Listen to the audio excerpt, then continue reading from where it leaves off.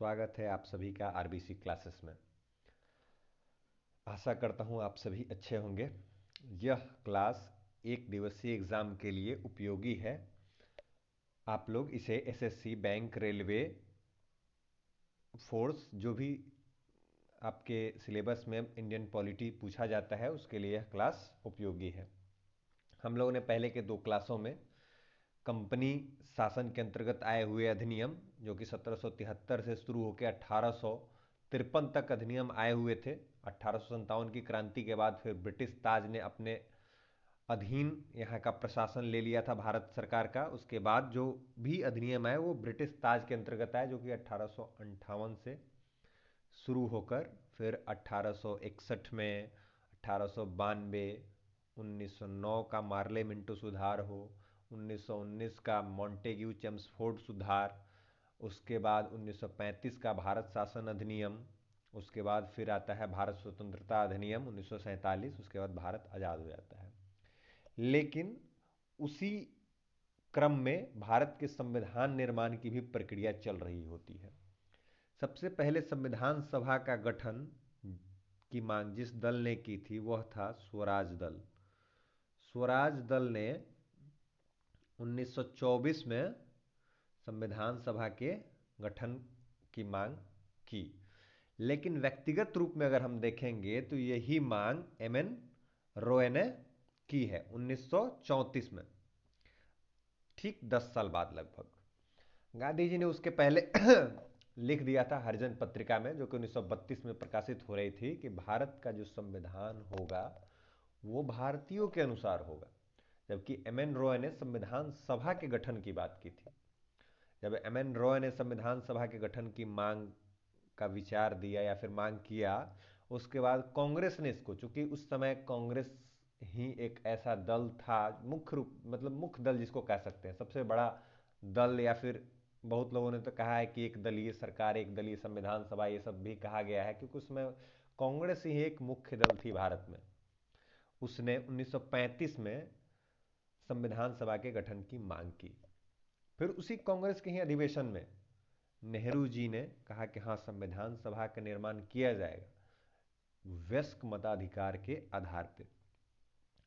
इस मांग को अंग्रेजों ने स्वीकार कर लिया। उनके तरफ से जो अगस्त प्रस्ताव 1940 में आया उसमें नेहरू जी की मांग को स्वीकार कर लिया गया।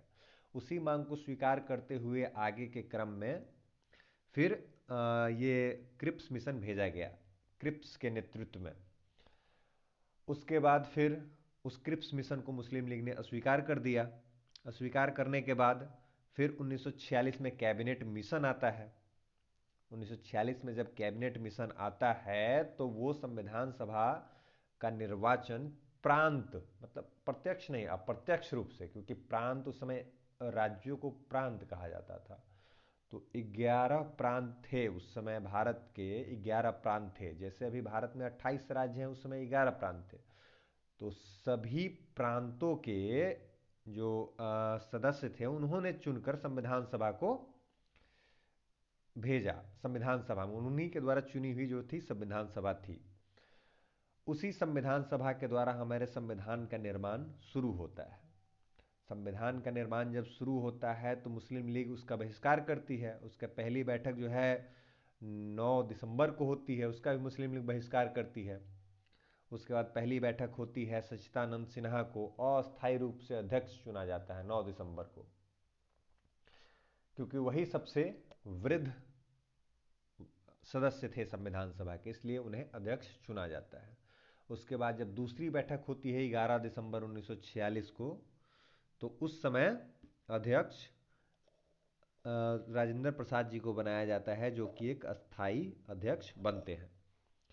उसके बाद 13 दिसंबर को फिर तीसरी बार बैठक होती है। उसमें नेहरू जी ने एक उद्देश्य प्रस्ताव दिया, जिसको संविधान सभा ने 22 जनवरी 1947 को स्वीकार कर लिया। 22 जनवरी 1947 को स्वीकार किया, बाद में वही प्रस्तावना का रूप ले लेती है। संविधान सभा जब आगे चलती है तो भारत का विभाजन हो जाता है अगस्त में। अगस्त में ही बी एन राव, लीगल जो एडवाइजर थे संविधान सभा को, बी एन राव ही थे। उन्होंने जो पहला प्रारूप मतलब बनाने के लिए जो प्रारूप समिति का गठन हुआ वो बी एन राव के ही नेतृत्व में, उन्हीं के जो एडवाइस था, कुछ लीगल एडवाइजर थे, तो उन्हीं के जो कथनानुसार प्रारूप समिति का गठन हुआ। अब पहला प्रारूप भी बी एन राव ने ही प्रस्तुत किया था। प्रारूप समिति जो कि संविधान के निर्माण में सबसे महत्वपूर्ण है, प्रारूप समिति के 7 सदस्य थे, जिसमें अध्यक्ष जो थे वो डॉक्टर भीमराव अंबेडकर थे। अन्य सदस्यों की बात करें तो गोपाला स्वामी अयंगर, अलादी कृष्णा स्वामी, कन्हैया मणिकलाल, मोहम्मद सदुल्ला, माधव राव जी थे, जो बाद में जिनकी मृत्यु हो गई उसके स्थान पे बी एल मित्र ने लिया। उसके बाद डी पी खेतान आते हैं, इनकी मृत्यु के बाद टी टी कृष्णमाचारी को सदस्य बनाया गया। संविधान सभा जो कि 389 सदस्य थे, लेकिन चूंकि विभाजन हो जाता है अगस्त में, भारत का 14 अगस्त को पाकिस्तान बनता है, 15 अगस्त को भारत स्वतंत्र राष्ट्र के रूप में आता है। फिर अक्टूबर में जब बैठक होती है संविधान सभा की, तो सदस्य संख्या घटकर 299 रह जाती है। उसी संविधान सभा ने भारत का संविधान 26 नवंबर 1949 को पूरा किया। इसी संविधान सभा के जो उपाध्यक्ष थे एच सी मुखर्जी और टी टी कृष्णमाचारी थे।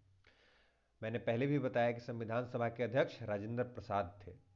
जीवी मावलंकर भी संविधान सभा के अध्यक्ष ही थे, लेकिन जब वो संविधान निर्माण के लिए बैठक होती तो नेहरू जी, सॉरी, राजेंद्र प्रसाद अध्यक्षता करते, लेकिन जब वही विधायी कार्यों के लिए होती तो जीवी मावलंकर होते।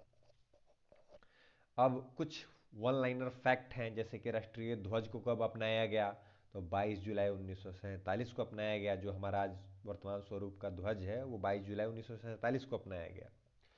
राष्ट्रीय गान 24 जनवरी को, राष्ट्रीय गीत भी उसी दिन, और भारत के प्रथम राष्ट्रपति डॉक्टर राजेंद्र प्रसाद भी उसी दिन निर्वाचित हुए। राष्ट्रीय चिन्ह 26 जनवरी को अपनाया गया। सुप्रीम कोर्ट की स्थापना 28 जनवरी 1950 को हुई। कुछ समितियों का भी गठन किया गया था जिसके अध्यक्ष थे, जैसे संचालन समिति, प्रक्रिया समिति, वित्त एवं कर्मचारी समिति, इसके अध्यक्ष हमारे राजेंद्र प्रसाद जी थे। उसके बाद संघ शक्ति समिति, संघीय संविधान समिति, इनके अध्यक्ष नेहरू जी थे। प्रांतीय समिति, मौलिक अधिकार समिति, इसके अध्यक्ष पटेल जी थे। भारतीय संविधान सभा में महिला सदस्यों की संख्या भी 15 लगभग थी। 15 सदस्य थे संविधान सभा में महिला सदस्यों की। आशा करता हूँ आप सभी को ये क्लास पसंद आया होगा।